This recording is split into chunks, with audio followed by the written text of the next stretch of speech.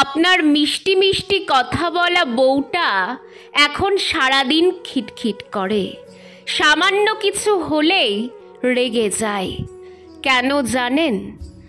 আপনার মিষ্টি বউটা এখন মা, একটা শব্দ যার পেছনে লুকোনো হাজারটা না বলা কষ্ট।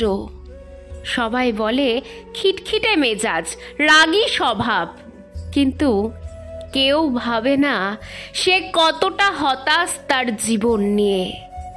সন্তান জন্মের পর একজন নারীর জীবন বদলে যায়, এই কথাটা সবাই বলে, কিন্তু সেই বদলে যাওয়া জীবনে নিজের জন্য একটু সময় কিছু শখ পূরণ থাকে না। সে কেন আগের মতো হাসে না? কেন চুপচাপ হয়ে গেছে? কেন একটু কিছু হলেই রেগে যায়? আমরা কখনো কি জিজ্ঞেস করি? কখনো কি জিজ্ঞেস করি তোমার কি লাগবে? কোনো কাজে তোমার সাহায্য লাগবে কি না? একজন মা যে সারা রাত জেগে সন্তানের নিঃশ্বাস গোনে, যে নিজে না খেয়ে সন্তানের মুখে খাবার তুলে দেয়, প্রতিদিন চলে যুদ্ধ, সংসারের কাজ, বাচ্চা সামলানো, সব মিলিয়ে নিজের জন্য 1 মিনিটও সময় থাকে না। তারপরও মা হাসি মুখে সব কাজ করছে, কারণ তার কাছে নিজের থেকে সংসার ও তার বাচ্চা বেশি গুরুত্বপূর্ণ।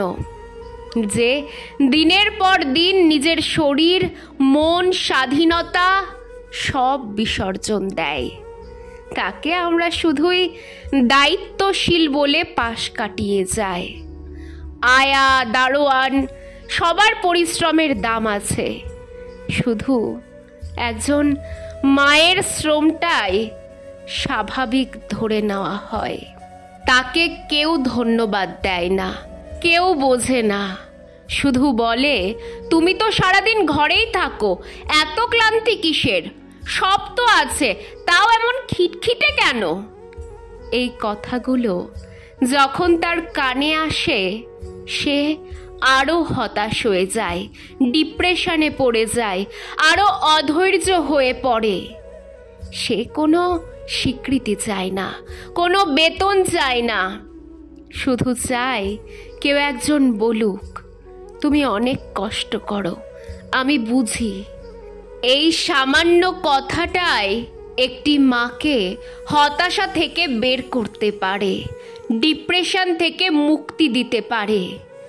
এই গল্প শুধু একজন মায়ের না, এটা হাজারো মায়ের মনের কথা, যারা প্রতিদিন নিঃশব্দে একটা পৃথিবী গড়ে তোলে। আপনার মিষ্টি বউটা আপনার সাথে মিষ্টি মিষ্টি কথা বলতো যদি আপনি তার যুদ্ধের একজন সঙ্গী হতেন।